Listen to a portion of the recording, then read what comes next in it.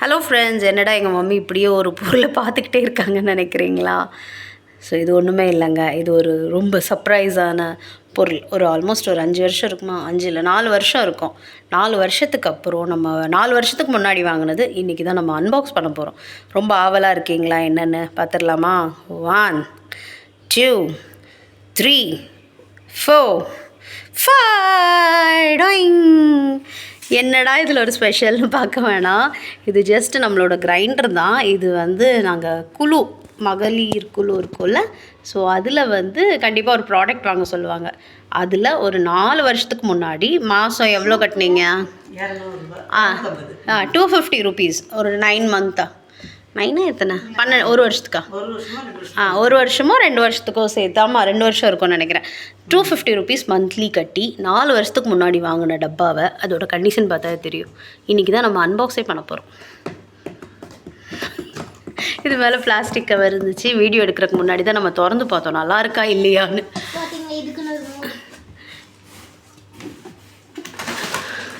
எங்கள் மம்மி ரொம்ப ஆசையாக அப்படியே இட்லிலாம் அரைச்சி ஊற்றிடுவோம். அது பாருங்க, அதில் அந்த தர்மக்கோலோட டஸ்ட்டில் விழுந்து கிடக்கு. அது கூட ஒரு ஸ்பூனு கொடுத்துருக்காங்க. ஸோ இது தாங்க நம்ம சர்ப்ரைஸான ப்ராடக்ட்.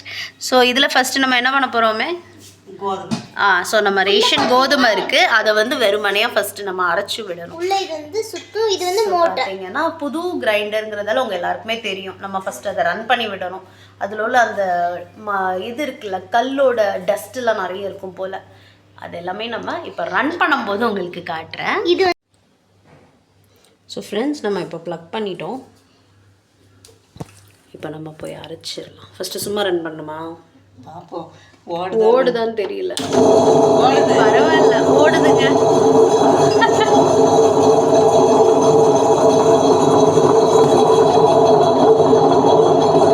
ஸோ எல்லாரும் அரிசி போட்டு அரைப்பாங்க, நம்ம கோதுமை போட்டு அரைச்சிடலாம்.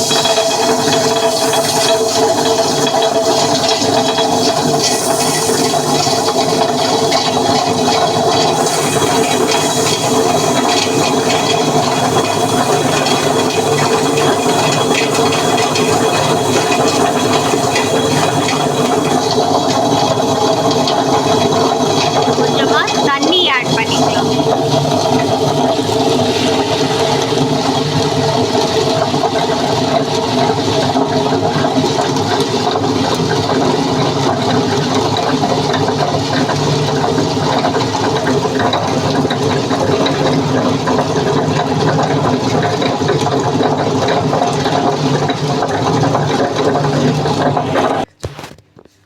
ஸோ இதை நம்ம ஒரு 1/2 அன் ஹவர் அரைக்க விட்டுருவோம். அரைச்சதுக்கு அப்புறம் தான் நம்ம அந்த சொன்னெல்லாம் நான் கல்லோட குட்டி குட்டி மணல் மாதிரி இருக்கும், ஸோ அது எல்லாமே க்ளீன் ஆகும். ஸோ ஒரு 1/2 அன் ஹவர் நம்ம அரைச்சிட்டு அதுக்கப்புறம் நம்ம அந்த தண்ணியை ஊற்றிட்டு நம்ம யூஸ் பண்ணிக்கலாம்.